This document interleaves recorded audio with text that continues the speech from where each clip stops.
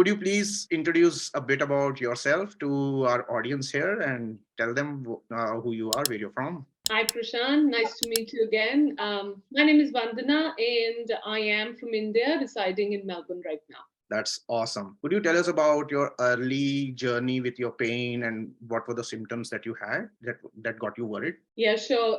I have to thank a friend of mine, Sajal. He was the one who introduced me to you and Aegis Cube, the framework and the way of living. Yeah, My condition so was a just to mention, Sajal was also my client, and yeah, he was having ankylosing spondylitis, and we helped him out on his pain. Yeah, but please go ahead. yes, and he was highly benefited from this whole setup, and that's why he referred me. He insisted that I should see you, rather. So what happened was, for me, it was a shocking condition because I am physically very active and I look after myself. But over the Christmas break, I had severe pain and sensations in my spinal area.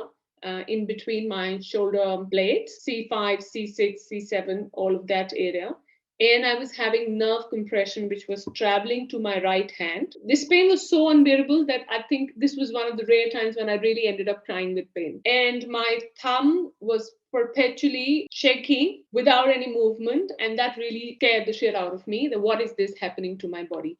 I really didn't know what to do. Went to see a doctor, and I was told all sort of things. Which I think can scare anybody, a healthy person. And I was told this is something that happens to people at the age of 60 plus, and clearly I'm not. Don't go by my get gray hair, but I'm not 60 plus. So it was like, oh my God. I was also told it can lead to a paralytical condition. It can lead to non-movement in my right hand, and you can just imagine what happened to my mental well-being after I heard all of this. So it was a torturous time for me, January of this year, and I'm really, really thankful to you because I think in a very short period of time, you have brought me back to where I am on the road of recovery. That's awesome. Thank you for that compliment and thanks for sharing your journey. Could you tell us how you are feeling now? How is your neck? How is your shoulder? How is your hand? How is that shaking in the finger? Mm. How are you now? So I'll take a step back again because I missed including that when this pain was happening, I was practically not able to sleep on the right side of my body at all. And I'm a side sleeper. I could not sleep at all, even if I would sleep, indeed sleep turned to my right. That meant the next morning I would not be able to get up from bed. I'll have the toughest time to use my right hand. Work was out of question at that point of time for me as well. Doctor even recommended to take a career break and recover before doing anything. They even said I have to take the injections, otherwise I'll have to resort to a surgery to recover from this condition. How I'm feeling now. So holistically, it has been a very good journey. I am able to move my right hand. The sensation in my right thumb has gone. It has settled. There was swelling at the back of my neck. There was a hump. Mm, So if you looked at my neck back, it was like this. mm, It's like this now. mm. I think you were the only person who said that my lower back has a imbalance as well. Yeah. So you saved me from something that would have happened in future as well. I feel much better on my lower back because I feel lighter in that area since the time I started doing the stretches and exercises that you've recommended. What I like you is the diet also. So as part of the treatment, when you looked at the diet and you made those recommendations, smaller things, and somebody asked me this question. I was talking to someone about Igiscu, and they asked me this question: how much of that has retained? I said, major part of that sits today in my food everyday diet. Like for example, I went to grocery store last night. The first thought in my head was, oh my god, I haven't been having berries, Yeah. and Prashant told me it's good for me, and it did help me. So berries have come back to my diet automatically. Not that I wasn't having fruits, I was, but you make a conscious call to pick the things that you have learned that your body needs more. The seeds have come back. The beetroot is perpetually there in the salad bowl. I still remember you said have salad 30 minutes before your main lunch course meal. I'm trying that. 30 minutes doesn't happen, but salad sits there very nicely for me now.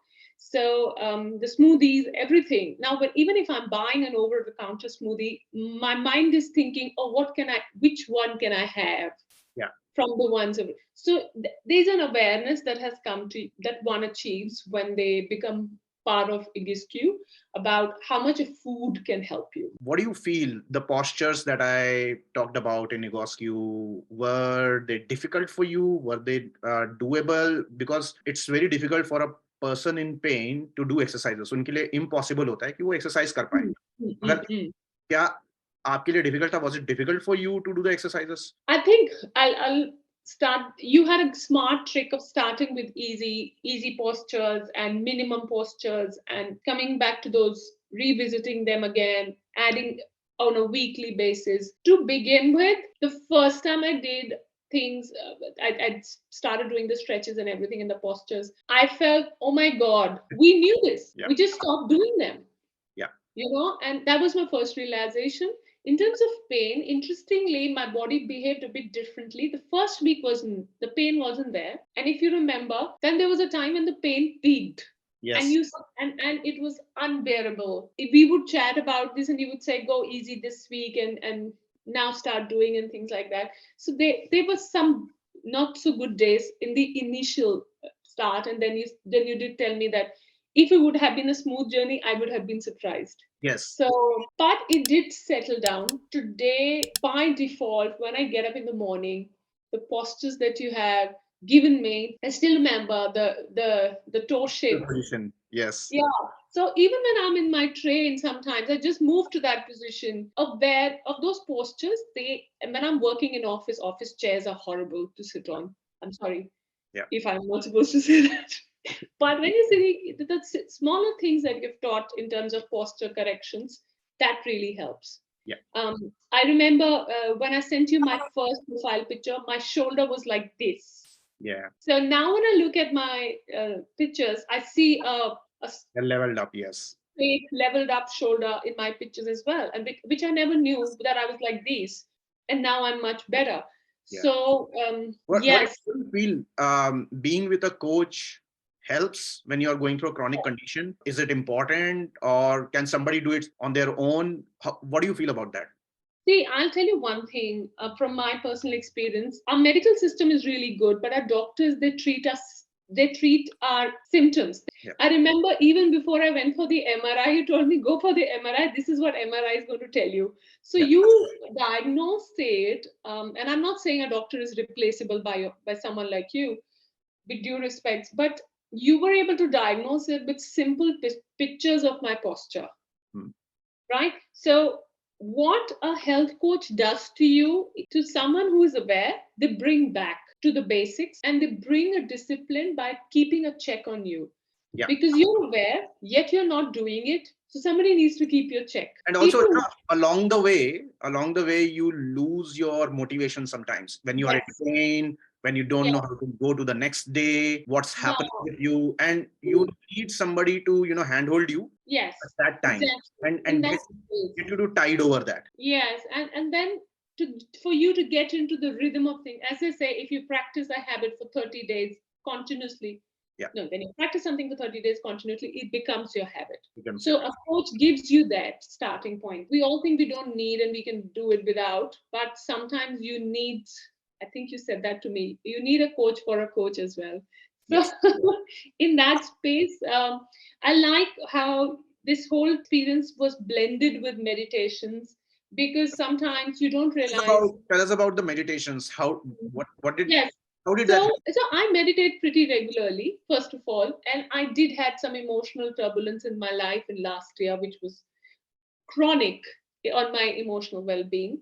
I think when I meditated with you, it was a moment where I was being guided again to understand how my emotions are leading to my physical body. We all know this again, but still, I have to say, if I even scold my child, my pain that day will come back. Yeah, it shoots up. Your emotional well-being is so critical. And this is what your meditation emphasized again and again and again for me. One, I was getting guided. Guided meditations are always a pleasure to sit through. Yeah. So I was getting guided. And two, I was able to, in that moment, realize how much I need to fix my emotional well being Yeah, to relax recover from yourself. where I'm. Relax yourself. Find your center. Yeah. Sometimes we just lose our center and we don't know where should we fall back on. And the best is to go inside, but we are afraid to do that because we don't know what we might encounter. So those Yes. things, it gives you courage to just be with yourself, and it's safe. The three things are so interconnected: the physical health, the emotional, and the mental health. They are so interconnected. We understand, yet we don't follow it. So I think you started bringing, I remember we did meditation in the second or the third session itself, and you said, no, you need it. Yes. And you were able to see that it's coming, the physical, what should I say, volcano of pain is coming from the emotional side. And you were clear that I need to work on this. And this is what a coach can do, a health coach can do as well, because sometimes you're so much into the situation, you're not able to help yourself. So there is no harm in going out, raising your hand, and seeking help. What are your last words to anyone who is going through chronic pain? दवाई और दुकान सिर्फ वहीं पे ही देखें या फिर और भी कुछ करना चाहिए?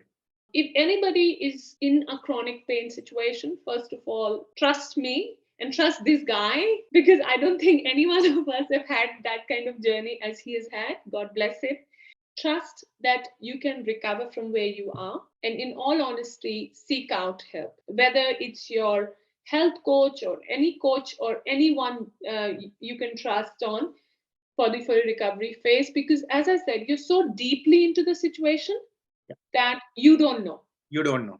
Exactly. The reason why I have created this course is because I have gone through this and I didn't find solution myself. I needed a coach myself and I seeked out a lot of people. Some of them helped me, some of them couldn't help me. And then we devised this program, which is a very short program. In Yes, just a couple of sessions, you are able to get back to yourself yes. and And get your body back. I have to say this: the why and the what is everybody's knowledge right now. It's the how that you brought to the table for me, and a routine to that how in a very short program. So I would advise everyone, just like you do your annual checks, sometimes it is worth just to check your profiles, Yeah.